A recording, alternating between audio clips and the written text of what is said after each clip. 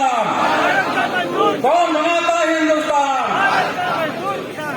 महोदय, बड़ी गर्व होता है बोल करके कि कौन बनाता है भारत का किसान, लेकिन इस देश में मजदूर और किसान की जो हालत है उसकी वजह से आज हम सभी यहाँ पर मजदूर और किसान एक साथ में उपस्थित हुए हैं और आप लोगों को ये संघर्ष भरा रास्ता अपनाना पड़ा है। महोदय, अगर मैं मजदूरों की बात करूं तो यहीं पे यहाँ से 65 किलोमीटर दूर नेशनल हाईवे जो 3 नंबर हाईवे है, एबी रोड पर सेंचुरी डेनिम सेंचुरी आर नाम की कंपनी है जो बहुत बड़े उद्योगपति कुमार मंगलम बिरला की कंपनी है और वो संयोग से घनश्याम दास जी बिरला के पर्प होते हैं जिनका देश के स्वतंत्रता आंदोलन में भी बहुत बड़ा योगदान रहा था। 1916 में गांधी जी के संपर्क में आए थे। उन्होंने इस कंपनी को अनलीगल तरीके से 1917 में बंद कर दिया था। जब हम उसके विरोध में कोर्ट में गए थे मेघा दीदी के नेतृत्व में, तो हमें ट्रिब्यूनल, हाई कोर्ट और सर्वोच्च न्यायालय से हमारे पक्ष में फैसला आया था कि आप इनको वेतन देते रहिए और काम भी इनसे करवाइए, लेकिन फर्जी बिक्री उनका जो बिक्री नामा था, रजिस्ट्री था, उसको फर्जी साबित करके और उसको खारिज कर दिया गया था न्यायालय के द्वारा। 4 साल उन्होंने हमें वेतन दिया, जबकि हम वेतन बैठ करके लेना नहीं चाह रहे थे। हम उनसे बार बार काम की मांग कर रहे थे, लेकिन उन्होंने काम नहीं दिया, वेतन देते रहे। आज फिर दोबारा उन्होंने यही रवैया अपनाया है।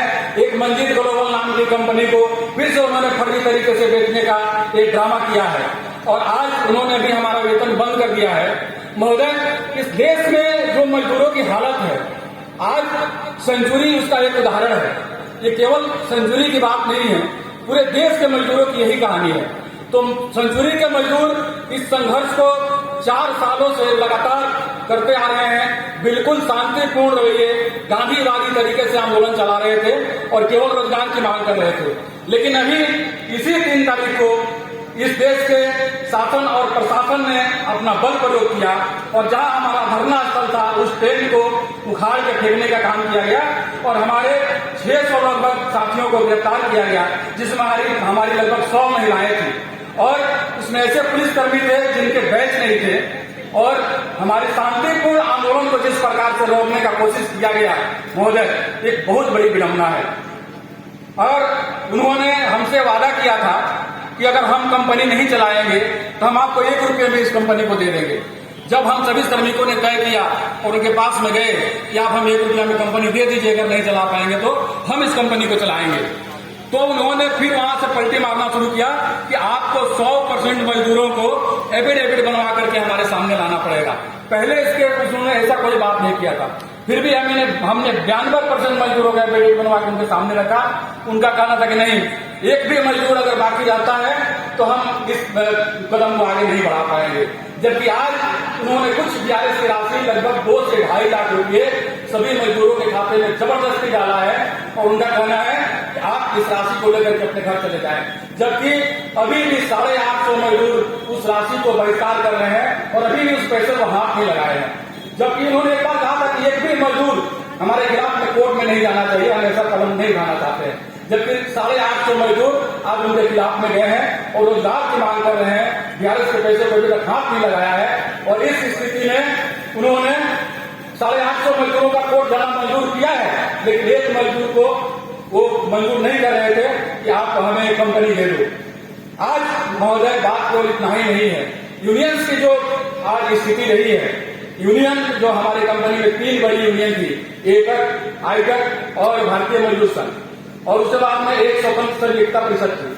उनको जो मजदूरों के साथ में निर्णय लेना था, मजदूरों के साथ में मिलकर के उनका सहयोग करना था, लेकिन यूनियंस ने अपनी भूमिका मैनेजमेंट के साथ में निभाया मिलकर के।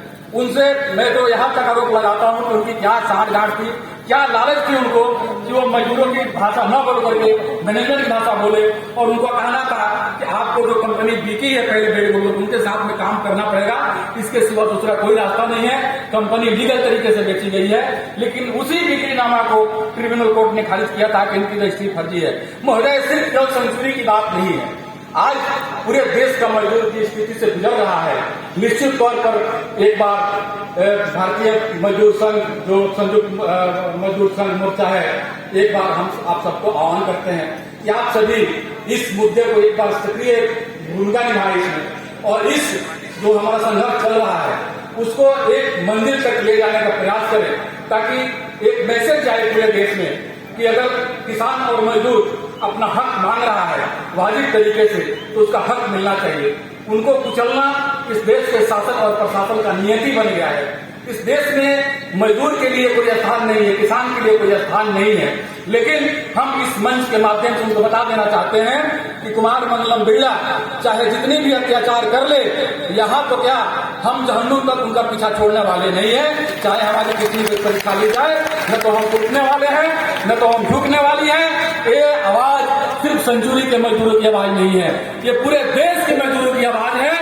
और हम इस आवाज को बुलंद करेंगे जब तक हमारे आवाज को सुनते नहीं है, हमारे हक, हमारे रोजगार के अधिकार को देते नहीं है, तब तक हम इस लड़ाई को जारी रखेंगे। और हम उनकी तुलना अभी तो एक घनश्याम दास बिरला के नाम से कर रहे हैं, लेकिन लगता है कि अब वो अडानी, अंबानी, मेहुल चौकसी, नीरव मोदी और विजय माल्या जैसे लोगों के बीच में उनका जो ये अभी तक रवैया है वो भी अपनाने की कोशिश कर रहे हैं। तो हम उनको चेतावनी देना चाहते हैं कि अब मजदूर जगेगा, अपना हक और अधिकार लेगा। न तो हम आपके अत्याचार से डरेंगे, न तो हम आपके अन्याय से डरेंगे। हम आवाज उठाते रहेंगे जब तक हमें हमारा हक और अधिकार नहीं मिल जाता। जिंदाबाद। बहुत बहुत धन्यवाद।